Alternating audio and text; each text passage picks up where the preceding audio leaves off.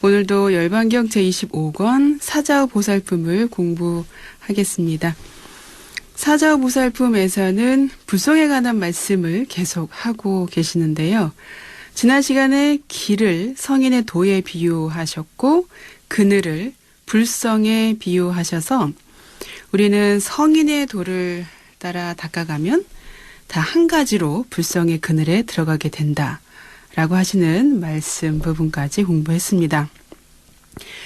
그런데 우리 중생은요, 육도로 나뉘어져 있기 때문에 한두 길이 아니죠. 그 육도는 천인, 인간, 아수라, 아귀, 축생, 지옥. 이 6군데를 육도라고 하지 않습니까? 이 6군데를 우리가 나고 죽고 하면서 그 한 곳을 들어가게 되는 것이죠. 이렇게 헤아릴 수 없이 많은 중생이 있어서요. 그들에게 불성이 다 있는데 이 불성이 그렇게 한 가지라고 딱 정의할 수 없다는 것입니다. 이러한 문제에 대해서요. 열반경의 설명을 들어보면 다음과 같습니다. 그 내용이 650페이지에 나와 있습니다. 경전 내용 함께 보도록 하겠습니다. 네, 부처님께서 말씀하십니다. 선남자여, 어떤 사람이 젖에 독약을 넣으면 또는 제호까지도 모두 독이 있게 된다.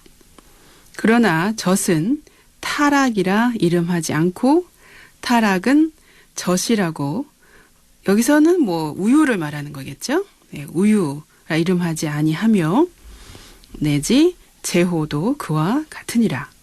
이름은 비록 변하였으나 독약의 성질은 없어지지 아니하고 5가지 맛 속에 두루 있으며 모두 그와 같아서 설사 제호를 먹더라도 사람을 죽게 하거니와 제호에 독약을 넣은 것은 아니니라. 중생의 불성도 그와 같아서 아무리 5갈래로 다니면서 다른 몸을 받더라도 불성은 항상 동일하게 변함이 없느니라. 네, 이렇게 말씀을 하고 계십니다. 이 말씀을 다시 설명을 드리면 어떤 사람이 우유에다가 설탕을 넣으면 그 이후에 발효가 돼서요. 만들어지는 타락, 숙소 또는 제호까지 모두 단맛이 있게 되는 것입니다.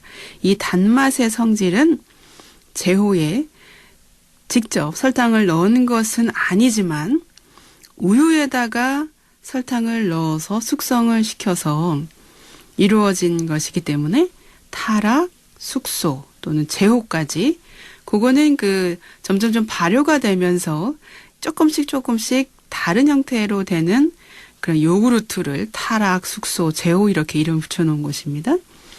타락, 숙소 내지 제호에 이르기까지 두루 다 그 단맛이 들어있어서 단맛의 성질은 변하지 않는다고 하는 것입니다. 설사 제호를 먹더라도 맨 마지막 발효가 된 단계의 것을 먹더라도 거기에 단맛이 남아있다는 것입니다. 비록 우유에서 타락, 숙소 또는 제호로 이름은 변했지만요. 설탕은 그대로 있어서 단맛을 내게 된다는 것입니다. 불성도 그와 똑같아서요. 우리 중생이 아무리 육도윤회를 하더라도요. 불성은 항상 동일하게 변함이 없다라고 이렇게 말씀하고 계십니다. 네, 그 다음 부분은요. 만나는 사람, 거처하는 장소는 다 인연의 과보에 의한 것이다라는 말씀을 하고 계십니다. 서가모니 부처님께서는 카필라국에서 태어나셨죠. 그래서 부다가야에서 정각을 이루셨고요. 녹야원, 사르나트 녹야원에서 초전법륜을 굴리셔서 그 이후에 왕사성과 사위성 등을 다니시면서 법을 두루두루 피시면서 45년을 법을 피셨죠. 그 후에 구시나가르 성에서 마침내 반열반에 드셨습니다. 650페이지 중간에 내용이 있습니다. 그 내용은 교재는 직접 참고해서 보시고요. 제가 그 내용도 이렇게 설명으로 이어나가도록 하겠습니다. 열반경에서 사자오보살이 제기하는 질문은요. 부처님이 왜 하필이면 당시 그 많은 큰 도시도 아니고 주목받을 만한 장소도 아닌 아주 보잘것없고 누추한 쿠시나성의 쿠시나가르에서 인멸에 들으셨냐는 것입니다. 부처님께서 쿠시나성 또 쿠시나가르에서 인멸하신 것은 우연일까요? 또는 아니면 숙명적인 결과일까요? 몇몇 학자들은 쿠시나가성이 카필라성에서 가깝기 때문에 동물이 회귀 본능을 가진 것처럼 부처님도 인멸하실 때 고향에 가까운 땅으로 가셨다라고 이렇게 또 분석을 하시는 학자들도 있으시긴 하십니다. 그러나 부처님께서 열반에서 밝힌 이유는요. 쿠시나성에서 열반에 든 것이 결코 우연이 아니고 숙명도 아니라는 것입니다. 그것은 부처님이 이곳과 깊은 인연이 있기 때문이고요. 그 은혜에 입은 인연을 따라서 이곳에서 열반에 드셨다라고 하셨습니다. 비유하면 미천한 사람의 허름한 집이라 하더라도 왕이 그 집에 다녀간다면 그 집은 아주 화려하고 웅장한 복덕으로 이룩되었기 때문에 왕까지 다녀갔다고 찬탄을 하게 되는 것입니다. 또 병든 사람이 비록 보잘것없는 약이라 하더라도 먹고 나으면 이 약이 아주 훌륭해서 내 병이 나았다고 또 찬탄을 할 것이고요. 또 어떤 사람이 배를 타고 강을 건너다가요. 배가 갑자기 부서져서 의지할 곳이 없는 상태인데 잘못하면 그냥 물에 빠져서 사망에 이르러야 될 그런 상황이었는데 마침 시신이 떠내려오는 거예요. 그 강에. 그래서 그 시신을 부여잡고 언덕에 이르게 되었다면 이 시신 덕분에 시신하면 그 시체를 말하는 겁니다. 그 시체 덕분에 그 강을 건너게 되었다 하면서 막 찬탄을 하게 된다는 것과 같습니다. 여기서 시신이 왜 강에 떠내려오나 그렇게 궁금한 생각이 좀 드시죠? 네, 바라나시나 인도에서는요, 보통 화장을 하는데 좀 땔감이 부족한 그런 사람들은 시신을 이렇게 태우다가 그냥 버립니다, 강에다가. 그리고 또 젊은 장작이 없는 분들 같은 그런 경우는 그냥 강에다 버리는 경우도 있고, 젊은 처자, 하여튼간이 그냥 버리는 경우도 있어요. 그래서 이렇게 강에 둥둥둥둥 시체가 떠다니는 경우를 볼 수가 있습니다. 네, 구시나가성도 마찬가지여서요. 부처님과 보살이 이곳에서 수행해서 발심을 하셨고 이곳에서 사무량심을 닦으셨고요. 이곳에서 큰 서원을 세운 인연이 있으셨던 곳입니다. 그래서 쿠시나성을 변방이라 하고 아주 나쁘고 누추하고 좁다라고 할 수 없다는 것입니다.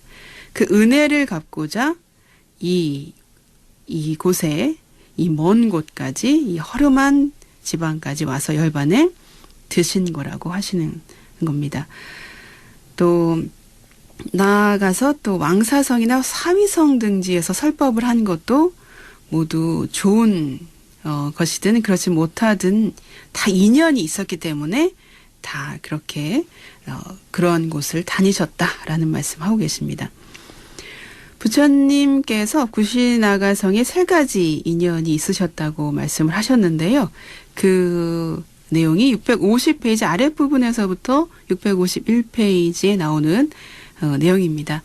그 3가지 어떠한 인연이 있으셔서 구시나가성에서 열반에 드셨는지 그 내용을 제가 요약해서 말씀드리도록 하겠습니다. 첫 번째가요.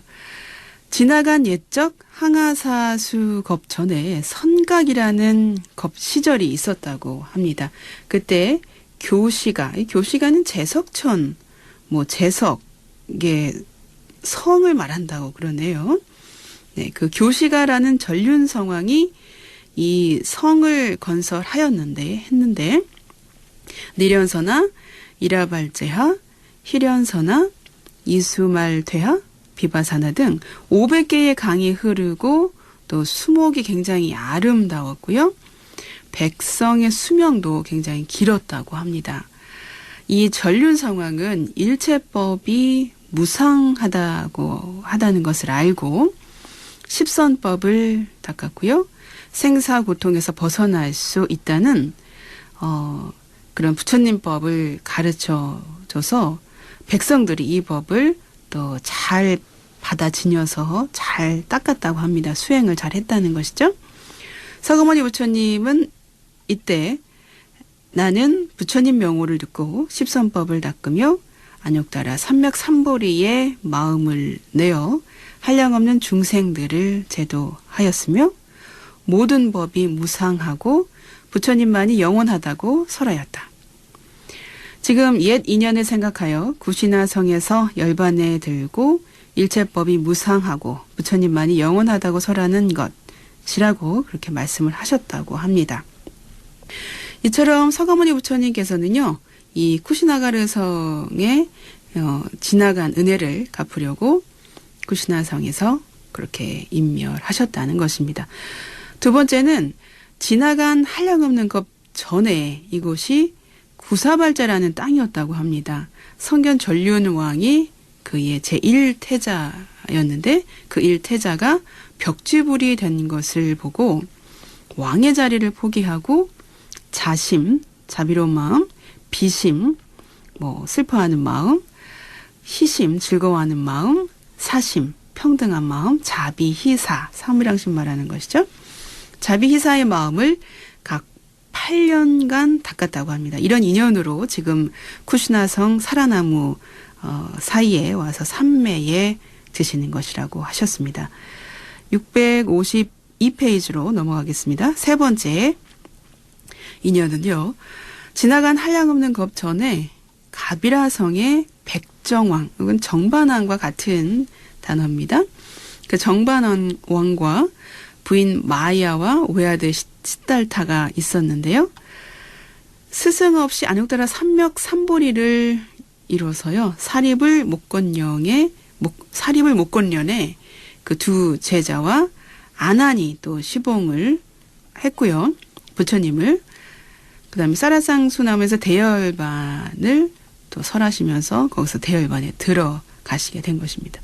이때 모든 중생에게 불성이 있다는 말씀을 듣고 스스로 서원을 세워서 다음에는 부처를 이룰 때 부모와 나라 이름과 제자와 법문을 설하고 교화하는 일이 지금 부처님과 같게 하여지이다라고 그렇게 서원을 하셨다고 합니다. 그 인연으로 여기서 열반경을 설하는 것이라고 그렇게 말씀하고 계십니다. 그러니까 전생에 여기서 그 맺은 인연이 있었다는 그런 말씀하고 계시는 거죠.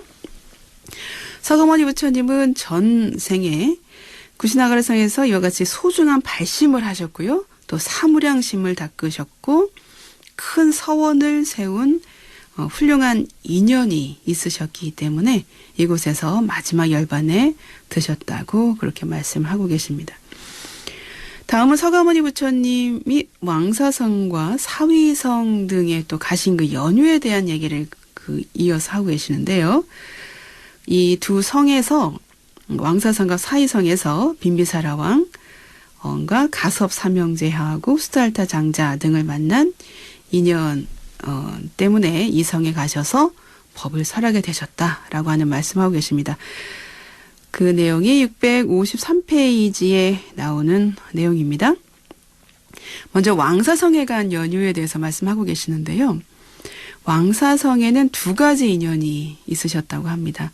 처음 출가하셔서 안욕따라 삼맥삼보리를 얻지 못하셨을 때 빈비사라 왕이 사신을 보내서 시달타 태자가 만약 전륜 상황이 되면 자신이 신하가 될 것이고 출가하여 안욕달라 삼맥삼보리를 이루시게 되면 왕사성에 꼭 오셔서 법을 설해달라고 간청을 하시게 됩니다.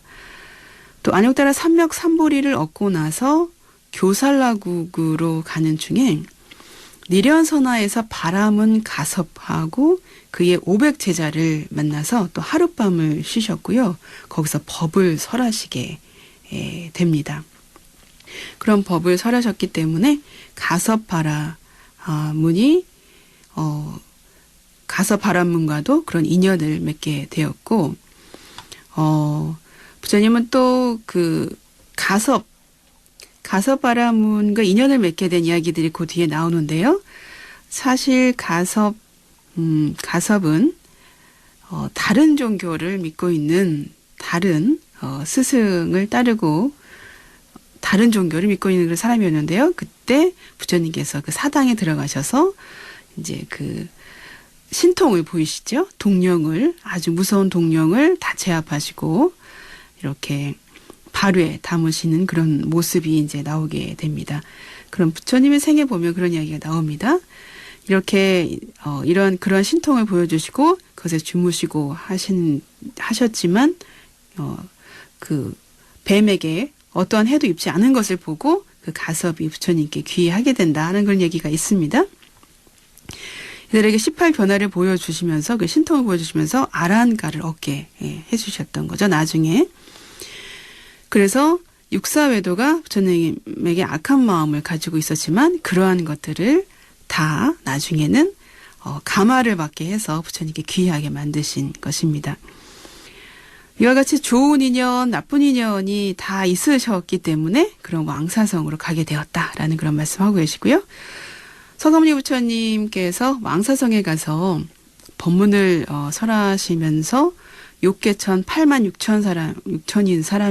6천 명의 사람이 수다원가를 얻었고 또 사립을 목건연의 권속 250명이 또 출가하게 되셨고요.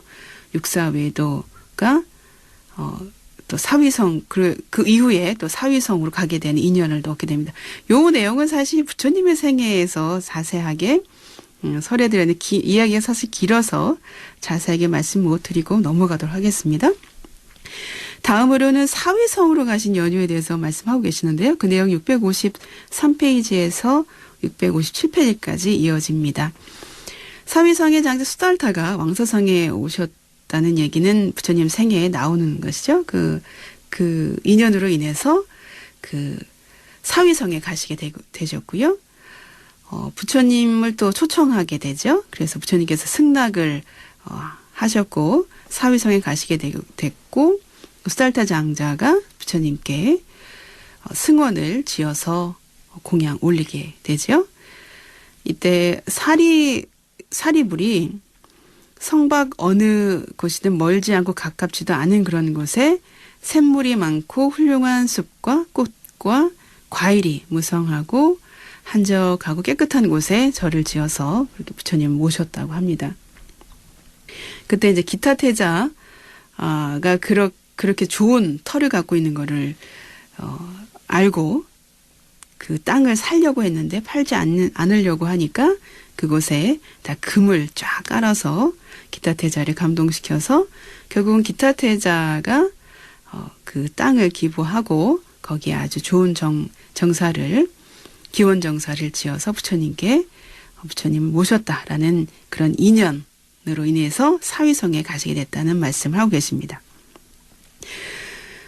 이렇게 부처님이 여러 성을 다니시면서 법을 설하신 것은요, 각각의 소중한 인연이 있어서 그 과보로 이루어진 것이다라는 말씀을 쭉 하고 계십니다. 네, 우리는 세상에서 하필 그 학교를 나오고 그 직장을 다니고 그러한 사람과 만나고 사랑하고 이런 것들이 다 전부 다 우연이 아니고 다 인연이다라는 것을 깨우치게 하는 그런 이야기들이었습니다. 네. 부처님의 유언을 마음에 새기며 오늘의 경전 공부는 여기서 마치도록 하겠습니다. 형성된 것은 모두 소멸하기 마련인 법이다. 게으르지 말고 부지런히 정진하라.